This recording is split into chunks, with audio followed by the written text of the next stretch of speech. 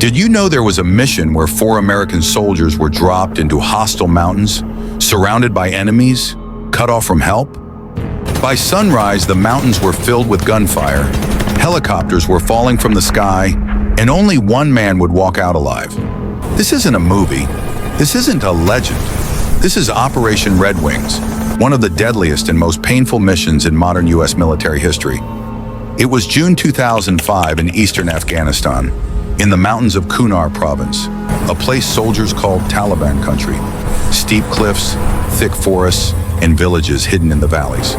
The mission was simple on paper. Locate a high-ranking Taliban commander and gather intelligence for a future strike. To do that, 4 Navy SEALs were sent in quietly. No armored vehicles, no backup on the ground. Just 4 men in the mountains. Their names were Lieutenant Michael Murphy, Petty Officer Danny Dietz, Petty Officer Matthew Axelson, and Hospital Corpsman Marcus Luttrell. They inserted at night. Cold air, black sky, silence. But the mountains were already watching. Not long after insertion, everything went wrong. Local goat herders stumbled directly into the SEALs' hidden position. In seconds, the mission collapsed. They had a choice: kill the civilians and remain hidden, or let them go and risk everything. They chose to let them go. Minutes later, the mountains came alive. Taliban fighters poured out of the forest, not dozens, hundreds. The SEALs were surrounded from above. The worst place you can be in a firefight is downhill, and that's exactly where they were. Gunfire erupted. Rounds snapped through trees. Rocks exploded around them. RPGs slammed into the slope. The SEALs fought back, moving downhill under fire, sliding, falling, bleeding. Each step meant exposure. Each pause meant death. Danny Dietz was hit multiple times but kept fighting. Matthew Axelson took rounds to the chest and head and kept firing. The radio was damaged. Communications were failing. Then Lieutenant Michael Murphy made a decision. Murphy stepped into the open with no cover and no protection. Bullets tearing through the air. He stood up anyway to make the call.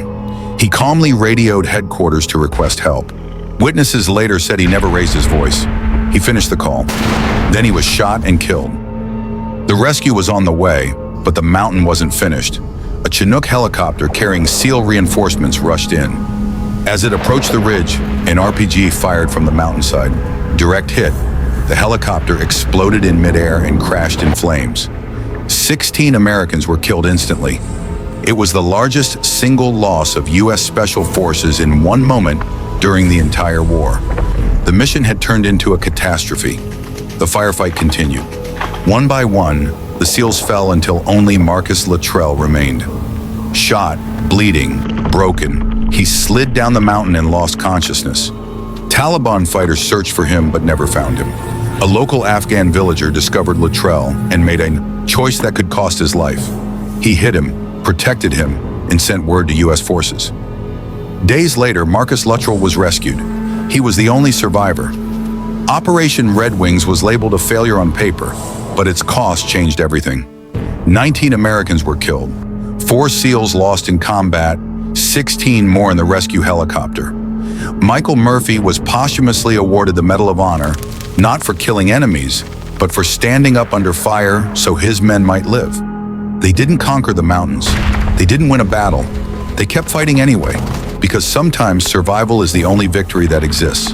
No banners, no victory parade, just names carved into stone and silence in the mountains. This wasn't a movie. This was Operation Red Wings. Decode the dark. Real war.